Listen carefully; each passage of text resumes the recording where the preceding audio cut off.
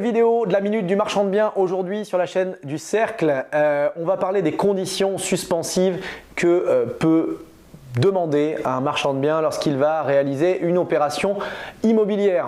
Alors, il est parfois entendu que les marchands achètent sans condition aucune, mais je peux vous garantir que la plupart des opérateurs vont réaliser des opérations avec des conditions suspensives. Parfois très classique et parfois un peu plus complexe et on va essayer de rentrer un petit peu dans le détail de ces différentes conditions suspensives. Alors la première condition ou en tout cas possibilité que s'offre le marchand de biens, c'est généralement la faculté de substitution.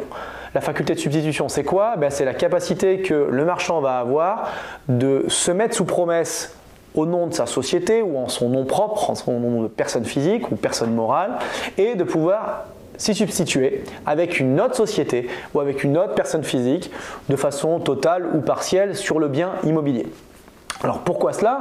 Eh bien notamment parce qu'il peut arriver que la société qui était prévue pour réaliser l'opération, ça ne soit finalement pas elle qui réalise l'opération, peut-être parce qu'il y a d'autres associés, peut-être parce qu'un montage différent a été envisagé, peut-être que le marchand souhaite isoler l'opération sur une structure en particulier qui n'est pas forcément créée au moment du compromis et du coup il va se laisser cette porte pas de sortie mais en fait cette opportunité de pouvoir substituer avec une autre société notamment. Ça c'est la première chose. La deuxième chose c'est la condition de prêt. Des fois c'est vrai, les marchands de biens achètent sans condition de prêt et renoncent expressément à la condition d'obtention d'un crédit bancaire. C'est possible lorsqu'ils se sentent les reins suffisamment solides, qu'ils disposent du cash suffisant ou des partenaires financiers qui pourront les aider dans cette opération à les réaliser. C'est aussi ça arrive également que des marchands mettent une condition suspensive d'obtention du crédit. Donc marchand ne veut pas dire absence de crédit. Mais ils peuvent effectivement ne pas le mettre. Et lorsqu'ils vont demander une condition suspensive de crédit, les conditions sont légèrement différentes, à savoir que les crédits marchands, on l'a vu dans d'autres vidéos concernant le financement, les conditions suspensives vont être sur des crédits qui sont généralement de l'ordre de 24 ou 36 mois, avec un taux de Euribor plus X% en fonction du partenaire bancaire. 3 à 6% à l'heure actuelle des conditions qui sont octroyées et pour un montant de l'ordre de 80% d'acquisition du prix de revient total. Donc la condition suspensive de l'obtention d'un prêt.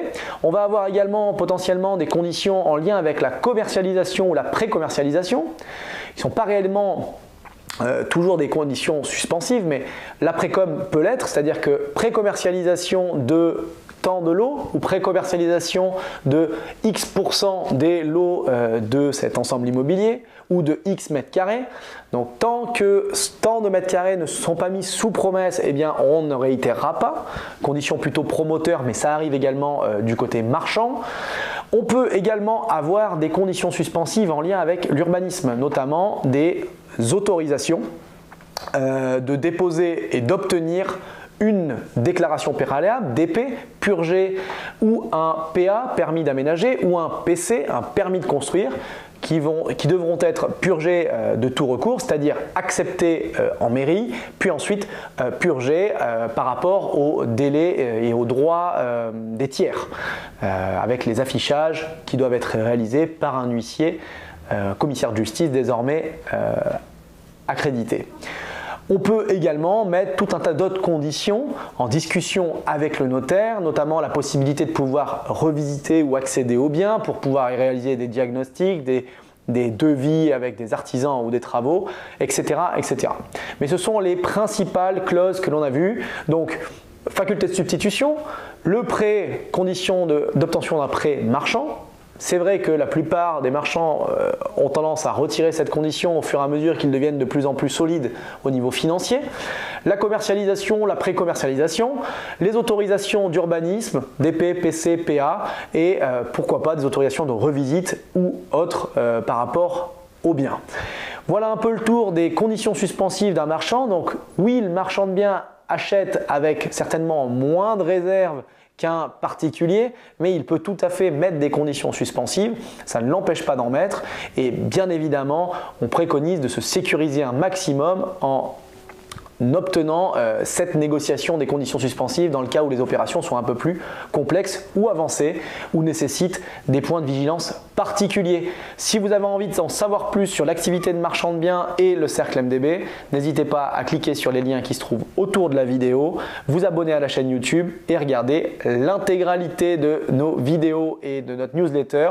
Vous pouvez vous y abonner, comme je vous l'ai dit, juste en dessous de la vidéo. Une bonne journée et à très bientôt.